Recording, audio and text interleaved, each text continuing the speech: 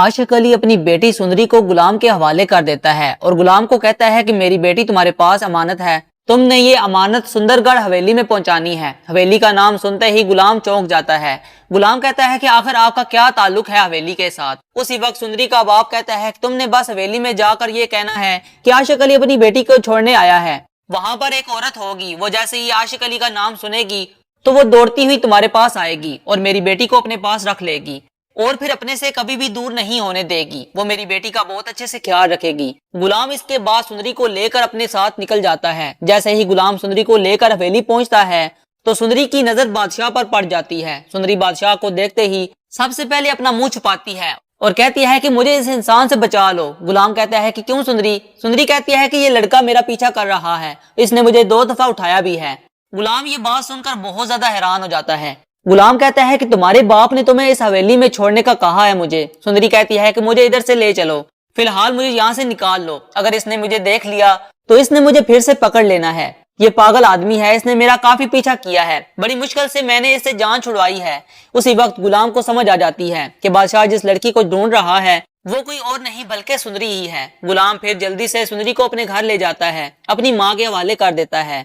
गुलाम ये कोशिश करता है कि वो किसी न किसी तरीके से इस औरत का पता लगवाए जिसका नाम आशिक अली ले रहा था। गुलाम फिर वापस जाता है सुंदरी के बाप के पास, सुंदरी के बाप से ये पूछने के लिए कि आखिर सुंदरी को किस औरत के हवाले करना है। सुंदरी तो डर के मारे अंदर नहीं गई, वो बादशाह से डर रही थी। ये सुनने के बाद आशिक अली सारी कहानी बता देता है। आशिक अली कहता है कि सुंदरी की असल माँ इस वैली में रहती है। जहादात की बहन मेरी बीवी थी, लेकिन जहादात ने अपनी बहन को जबरदस्ती मुझसे छीन लिया था। ये बात सुनते ही गुलाम की आंखें फटी की फटी रह जाती हैं। गुलाम कहता है कि ये इतना बड़ा राज आपने छुपा कर रखा था।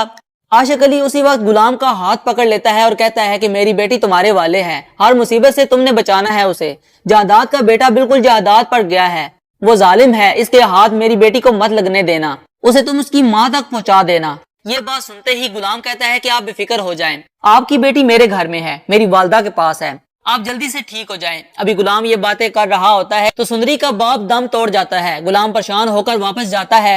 जैसे ही गुलाम वापस पहुंचता है तो सुंदरी इससे अपने बाप की खैरियत पूछती है। गुलाम कहता है कि मुझे माफ कर देना, मैंने बहुत ज्यादा कोशिश की है तुम्हारे बाप को बचाने की, लेकिन वो इस दुनिया में नहीं रहे।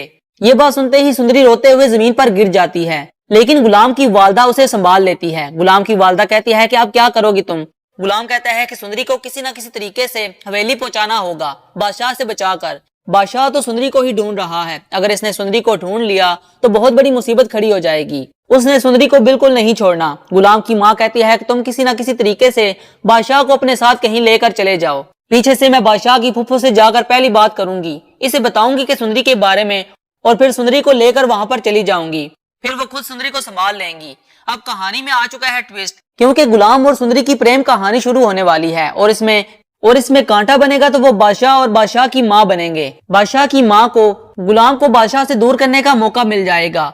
सुंदरी को वो अपना हथियार बनाएगी और गुलाम और बादशाह को एक दूसरे से दूर करेगी। उम्मीद करता हूँ कि आपको ये स्टोरी पसंद आई होगी। मजीद मालूमात जानने के लिए हमारे चैनल को सब्सक्राइब करके बेल आइकन को लाजमी से प्रेस कर लें।